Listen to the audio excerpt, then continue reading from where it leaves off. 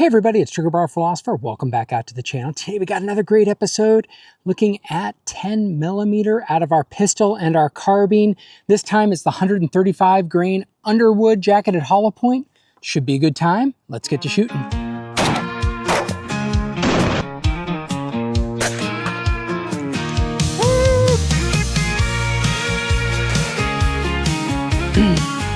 Today we're going to be looking at, yet again in our video series we've been doing now, I don't know, we're getting up there, maybe 7 or 8 of these that we have, where I'm trying to find the perfect combination. I know there's no such thing as perfect, but the perfect combination to run in your pistol and in your carbine. So I have my M&P 4-inch carry comp in 10mm, and I have the Smith & Wesson folding pistol carbine in 10mm.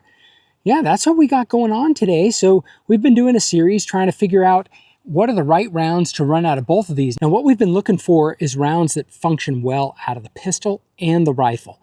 Sometimes we're finding rounds that do decent out of the pistol, but they get going too fast out of the rifle. A lot of 10mm manufacturers don't expect the round to get all the velocity you get with that extra barrel length. And then what we've seen recently too is that some of the rounds aren't going fast enough out of the pistol, so they didn't even stabilize and they started tumbling. So we're going to keep looking for it. We have had some fantastic performers. Just set it aside. Grizzly 180 grain, Buffalo Bore 180 grain. Those things performed fantastic. The 155 grain from Underwood was a little too fast out of the rifle and started getting jacket separation and falling apart. Now we're going to go even lower in grain weight to 135 grains today and test that out of both of these. I'm suspecting, and I'm going to go out on a limb and say it's going to be too fast out of the rifle and it'll look just great out of the pistol. But that's why we do this testing. That's why we look at it. So what we have is the test setup that Gun Sam uses, it where he uses ballistic gel in front of medium density fiberboard followed by more ballistic gel. So I have a similar setup, but not the same. We got 2 layers of t-shirt, 2 layers of denim, 2 inches of clear ballistic gel. He uses 4. And then I've got that 1/4 inch of medium density fiberboard, which acts like a rib simulation, but really it's just a barrier to see how stable are these rounds going through this medium, because the body has bone and stuff. And if it hits the bone, is it going to go off direction? Is it going to fragment? Is it going to not open?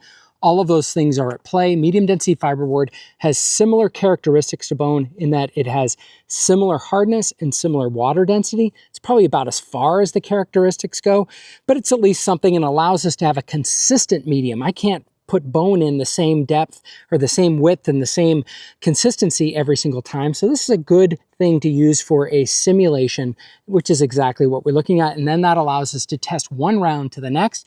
Again, that's why I'm doing an ammo series test. All right, well, that's enough yapping. Let's go down and start shooting these things and let's get them into the gel and we'll see how it looks. Should be a good time. Let's get shooting. We have that 135 grain jacketed hollow point from Underwood. We'll see how it performs in our test setup. Again, it's got clothing and t-shirt, medium density fiberboard, all of that stuff on it. After we shoot this, we'll shoot the carbine. But here we go. Let me press the slow motion camera. All right.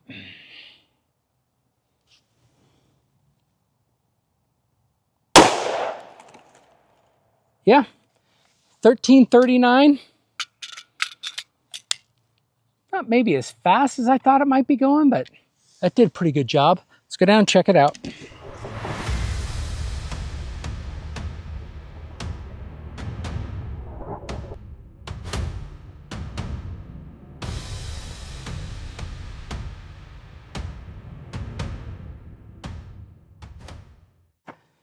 So just before we get started here, can tell it looks like a fragmenting, grenading round in those first 2 inches. You can see all the petals. I know this is all dirty. It got thrown on the ground. Everything kind of blew up in the air. We'll go see it, but you can see in that outline how it's exploded. Then we nailed this medium density fiberboard, and yeah, and you can see some fragments. Definitely some getting jacket separation in the 4-inch gun, which is probably not a good sign for what's going to happen when we get to our next rifle round. But yeah, we got out not very far. We got incredible expansion. I mean, that's about as much expansion as you'd want out of one of those lead rounds.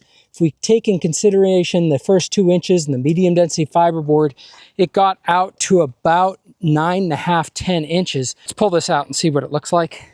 We look at this, we are mushing open. It's just on the verge of starting to get some decent jacket separation.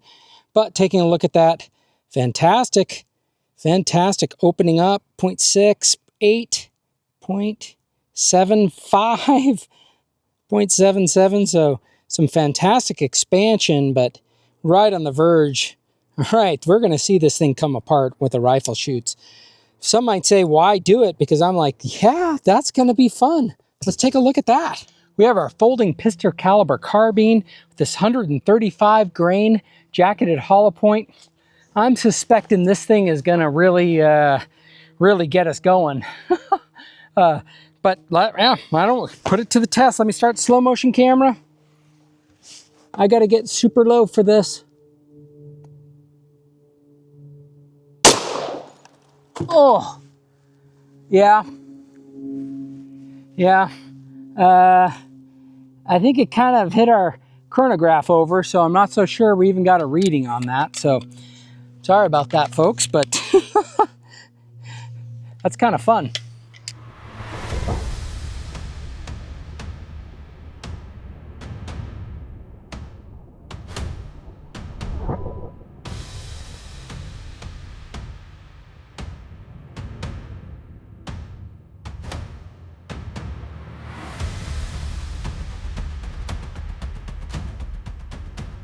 Take a look at this round. Yeah, look what it did to my medium density fiberboard. Look at the size of that hole. That's crazy. That's because there's all those fracturing pellets and everything going nuts. This bullet was gone, disintegrated, nothing left to its name just after 6 inches. The last particle was just after 6 inches. Let me try and dig out some of those pieces. Yeah, see, like this is the problem with the carbine. You gotta choose the ammo that works with it, and this is about all of the fragments I could dig out. There's maybe a little bit bigger of a piece in there, but nothing's very big at all. That's just a problem. Okay, well, this ballistic setup and the layers of t-shirt and denim and all this other stuff that we do to try and test this out, that's not very realistic. Because when is the last time a clear ballistic block has attacked you? Now, I have been thinking about what might attack me, and now I'm thinking, what if frozen hogs attack me? That's what I'm worried about, I think, now. So we're going to test this 135 grain buffalo bore with our carbine and see how it would perform against a frozen pork shoulder with bone in. Partially frozen. Let's see what that does.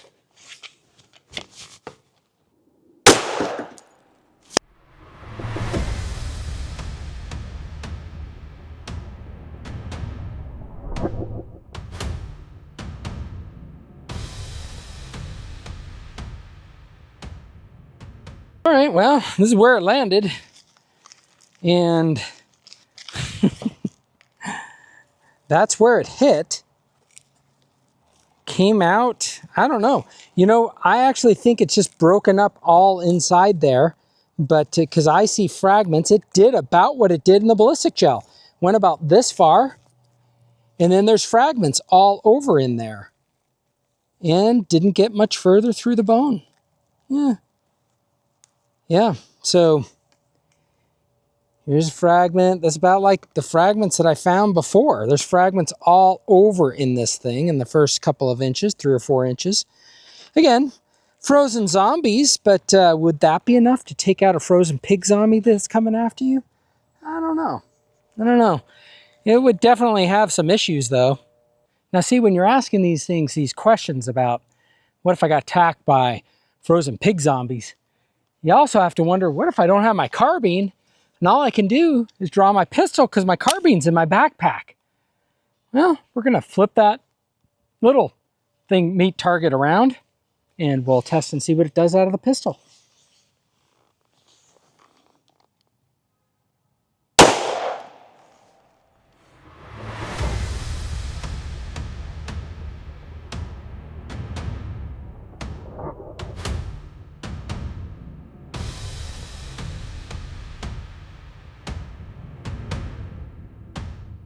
All right, well, looks like we hit it a little bit low, unfortunately. Hit it down here, came in, and went up into here, made it through. That is all solid bone. Made it through the solid bone here, frozen. Is it solid bone? No, there's definitely bone right in here. So definitely went through, and there's bone fragments all in here. And my guess is it exited out the back because that front part was all taken out. But yeah, other than being a nasty mess, yeah, it seems like that does get a little bit deeper penetration. So maybe the ballistic gel simulation that we have is pretty realistic to our frozen pig zombie scenario. So crazy enough, there's some of our frozen pig. Now I was shooting over here. So this stuff did fly. There's another piece. Right there. Yeah, here's our table. Look way behind there.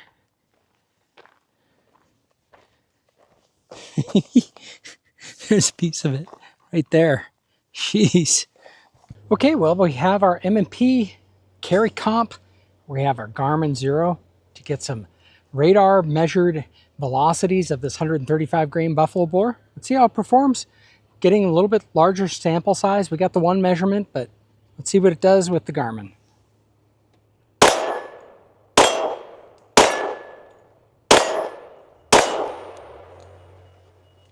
Got a little ahead of it. I sometimes forget what I'm doing. But we got 4 shots, which isn't bad. We had a min of 1367, an average of 1377, a max of 1387, extreme spread of 20, not bad, an average kinetic energy of 568. I would expect a little bit better from Underwood, but this is a short barrel. Let's see what happens when we get to the rifle. And again, these rounds can't handle much more. And we have 5 rounds with our rifle. Let's see how we do. Hopefully we can capture that now.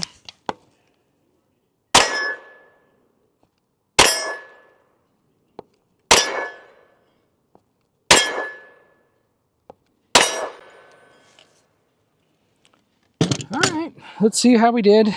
Yeah, wowzers, we kind of went up in velocity. Our min was 1872. We went from 1350 to 1872. That's like 500 feet per second faster. That barrel length is really adding to it. That's why I'm under impressed with the pistol, but again, it's probably, that ammo is probably designed for a 5-inch pistol.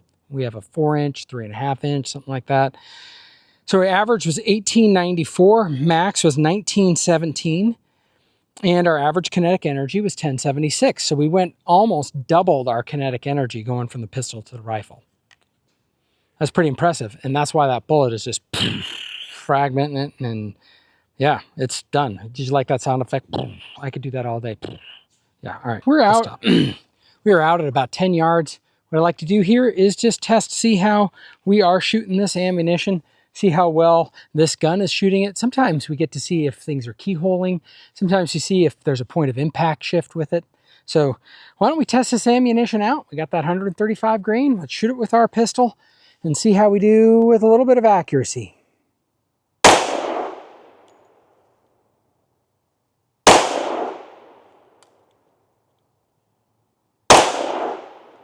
That wasn't good.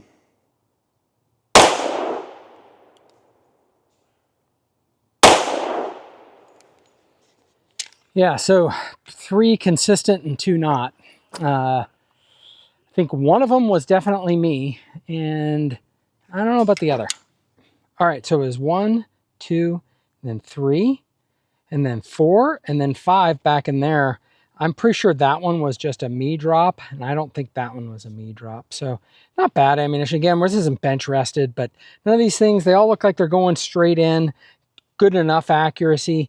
Not enough to tell on whether we're up and to the right. I mean, we have 3 there, but we also have 2 over here. So I don't know. This is zeroed for the Grizzly ammunition. So I'm sitting here editing and I realized that I either forgot to press record or I lost the video footage of me shooting for accuracy. But nevertheless, we went to 10 yards, shot the rifle 5 times, And we're just replaying the footage of me shooting it for the chronograph. So let's check out the target. This is a pretty good group. We got 4 sitting right there. Again, that's all your hand. That's 10 yards. 10 yards is far, but you know, yeah, it is a carbine, so we would expect it to be tight, but that's not bad. Let's wrap things up. Today we're testing the Underwood 135 grain jacketed hollow point. And yeah, I made a prediction at the beginning of the video, and that's about what I expected. This is a little too fast for that carbine based on what we're testing with the 155 grain. We saw some crazy velocity increases. That's always been kind of known that the lighter in grain weight for the cartridge, when you get a longer barrel, you're going to get more and more increases in velocity, increases in kinetic energy, so on and so forth. And what we saw today, even out of the pistol, we were starting to get jacket separation. That was getting very close, even though we didn't have super high kinetic energy. So I just don't know how well this bullet is suited for this cartridge. Maybe it's better for a 40 Smith & Wesson type cartridge instead of the 10 millimeter. But yeah, let me know what you guys think on the performance. I thought it was pretty fun shooting the frozen, semi-frozen pork shoulder. And you know, you never know when you're going to come up against some frozen pig zombies. Hopefully that's important for you, for that when that case ever happens to you, you're like, hey, I saw this on Trigger-Bar Philosopher's channel. Now I know what to do. All right, well, with that said, I hope everyone has a great week. Let's get shooting. From pistols to rifles, we'll take on the best. Review and each weapon, put them to the test. With revolvers and shotguns, we'll break it all down. The Second Amendment protects from the crown.